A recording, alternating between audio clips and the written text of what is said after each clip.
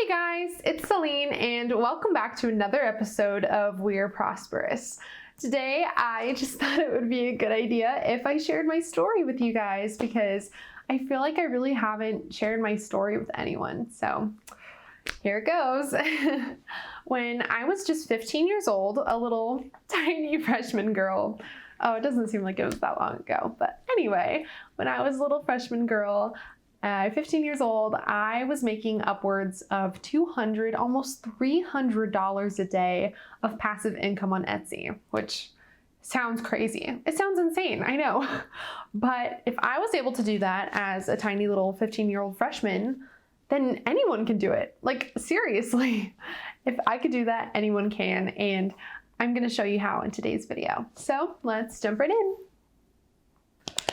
So let's go back to the very beginning.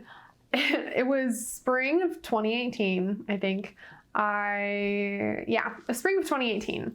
I decided to open an Etsy shop because I knew my mom was selling stuff on Etsy and she was making a pretty good income with it. So I thought, hey, why not? Let's just try this, see what happens, see how it goes.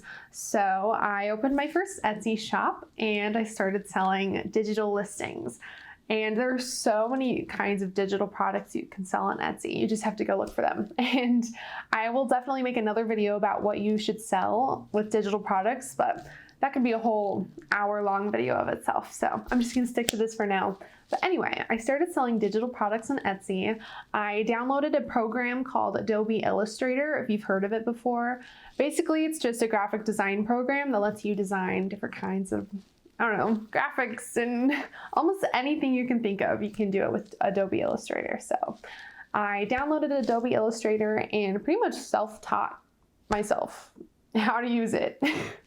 I just experimented with it and my mom helped me out with a little bit at first, but I got onto it really quickly and just spent hours and hours and hours learning how to design.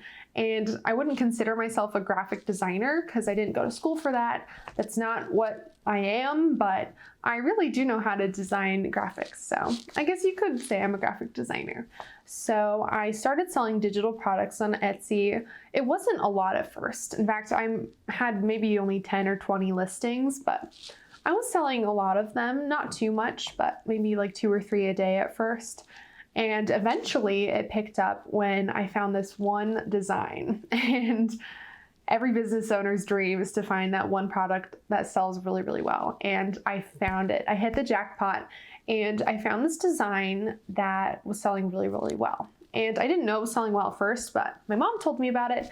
She was like, hey, there's this listing you should try. You should try to sell this. And I was selling mostly invitations and stuff like that, but I decided to branch out and sell something a little different. So I experimented with it, uploaded it, and I was selling 10 or 20 a day, like almost immediately, which was amazing. And it's a seasonal item too, I'll tell you that. But I found this item and it just exploded. It was selling so well and I was making over $200 a day consistently with this item. And it's seasonal, so unfortunately I don't make that much money all the time, but I was making $200, almost, I think I hit $300 a day once, and I was just mind blown. I was like, how is this possible? I'm not supposed to be able to be making this much money when I'm 15, especially when I don't have to work for it. And it was all passive. So if you don't know what that means, passive income is any kind of money that you don't have to work for time. So for example, it's not like working at Walmart where you get paid a certain amount of money per hour. Passive income is different. It's usually where you list something or you don't have to work for hours for your money. So it's pretty sweet because you can go on vacation, you can be out of town while you're selling stuff and you're still making money, which is great. So I remember I went to Harry Potter World around the same time I was selling this item at Universal Studios, and it was just racking in dollars while I was spending all my money on vacation. So I remember by the time I got home, I had already paid for all of my vacation expenses because of that item. So it was really nice because you make money in your sleep. So that's pretty much the way that everyone should live. I think it's pretty awesome. But Anyway, I found that item and it was selling really well. So my first tip would be to find an item that sells really well. And this is how it goes for a lot of shops. A lot of the time, it's not like you have all of these listings and you think you have to sell all of them really, really well. And it's just not true. The truth is that usually a shop owner on Etsy will have maybe 2 or 3 designs that sell really, really well. And the rest of them, not so much. Usually it's about 10% of the amount of listings you have sell just wonderfully. So if you had 1,000 listings, which is a lot, hopefully I never have that much, but if you have 1,000 listings, you're gonna be selling probably 100 of them. So that's just what you have to expect with going into Etsy. You never know what's gonna sell, but when you find those items that do sell really well, it's definitely worth it. So anyway, that's pretty much my story. I started selling that item. Unfortunately, I don't sell as many of them anymore just because times have changed and Etsy is always evolving. That's another thing, is that Etsy is great and it's amazing, but it does have a lot of problems. And one of them is that it's always changing, which I guess you wouldn't say has to be a problem, but you can't expect to list 20 items and just let them sit for 5 years, because what are you gonna do if that happens? You're gonna lose your shop, because you have to keep updating it and adding new listings and just making sure that it's in check, because if you don't, then I don't know, it's gonna die. In business, you have to evolve or die.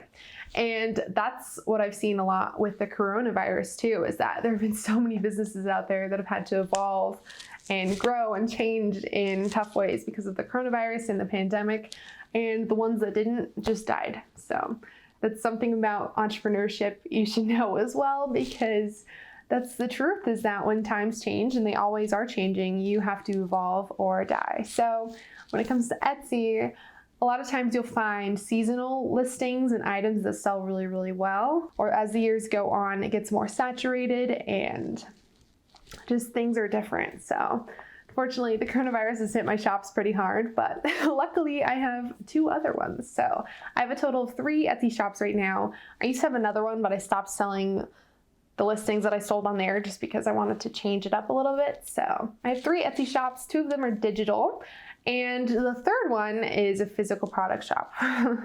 Oh my gosh. It's really interesting because I learned really, really quickly when I opened that physical product shop that I hate physical products.